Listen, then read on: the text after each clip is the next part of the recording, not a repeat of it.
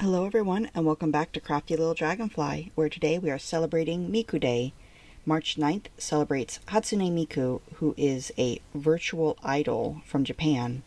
She's not an actual person, but a voice bank used to create songs and is beloved and popular worldwide. The reason that March 9th is Miku Day is because Miku is one way of reading 3-9 March 9th, but you can also pronounce it as Zankyu, which sounds like thank you, and is a number used to show appreciation in Japanese because of the wordplay. So I wanted to do a speed paint of my own version of Miku, which is a Maiko Miku. In simple terms, a Maiko is an apprentice geisha, someone who can entertain through dance and witty companionship. So I wanted to show Miku in this refined way.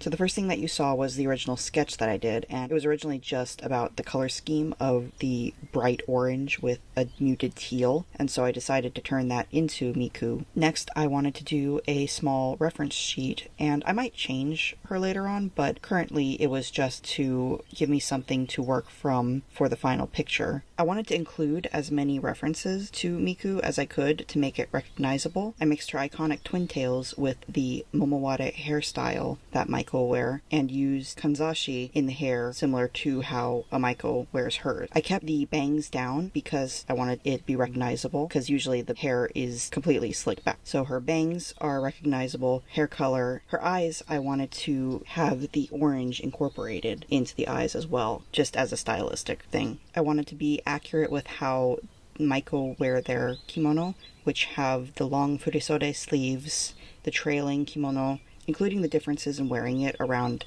the neck area where the collar is set further back from the neck. There's also tucks in the arms of the sleeves. There's a lot of details that I included that are Maiko specific, so if you'd like me to go into more detail about them, let me know. Her pochiri, which is the brooch-like thing on the middle of her obi belt, is based on her hair accessories, and also the leek, which Miku is frequently associated with. I kind of kept the patterning of the kimono, the obi, and the kanzashi hair accessories to be similar to the nanohana, which is a little bit later blooming flower. It blooms in warmer weather, but is worn by Maiko in March to kind of help bring along a swifter spring. On the back of the obi, on the very base, it's common for Maiko to have a symbol of the house that they're working from. So I did it as Miku's number, which is 1, and so it's the singular line kanji for 1. As for the Maiko face paint, it goes like a mask around the face and does not include the ears, but includes the neck. So in the back, usually along the nape of the neck, there are 2 lines left unpainted, but for special occasions, they paint 3. So for mine, I decided to paint the 3, but also paint an M above the 3, because,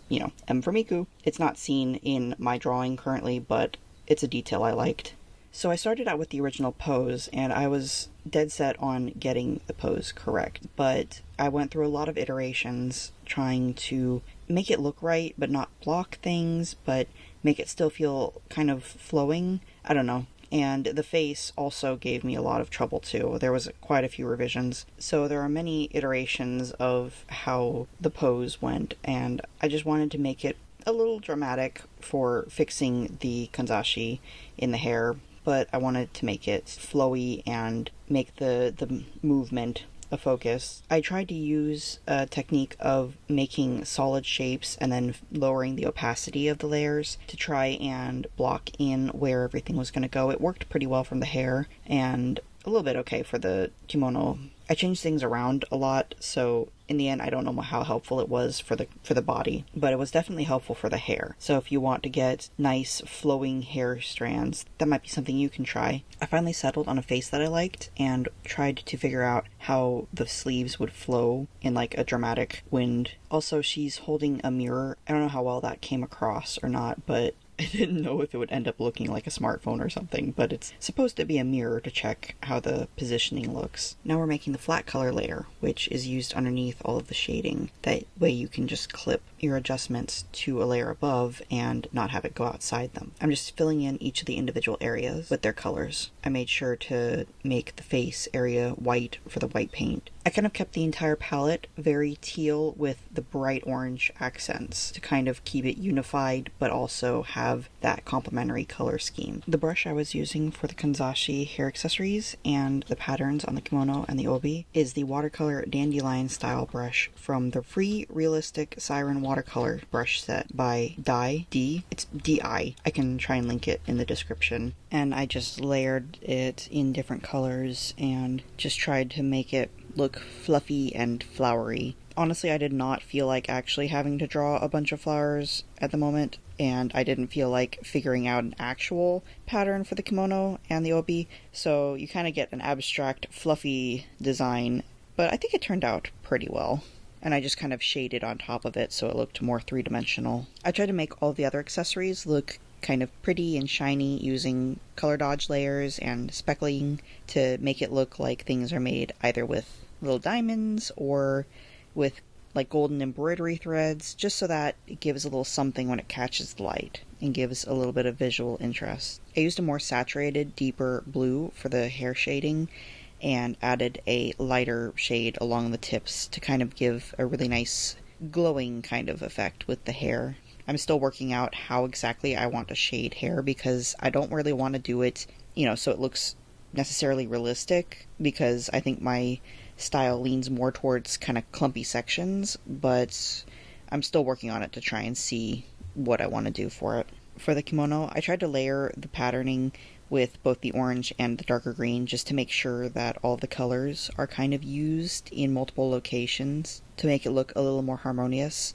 That's why the obi has the light blue from the hair as well, to kind of tie that together. I tried to shade the kimono and the obi so that they kind of looked very silky and shiny. For the eyes, I added a darker bit to kind of bring out a glowing quality of the eye shines, and just tried to kind of balance the orange and the teal.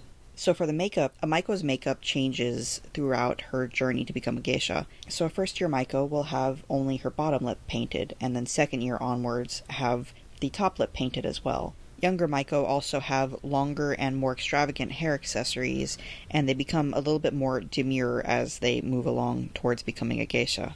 So I got everything done and it was great, and then realized that the arm looked really weird sticking out too far to the side. So I individually took each layer and scooted it and repainted but I think it looks a little bit better, and I also adjusted where the positioning is in the frame. I think it looks a little bit better now. I just wish that I could actually figure things out from the beginning instead of realizing it most of the way through, but that's how things are.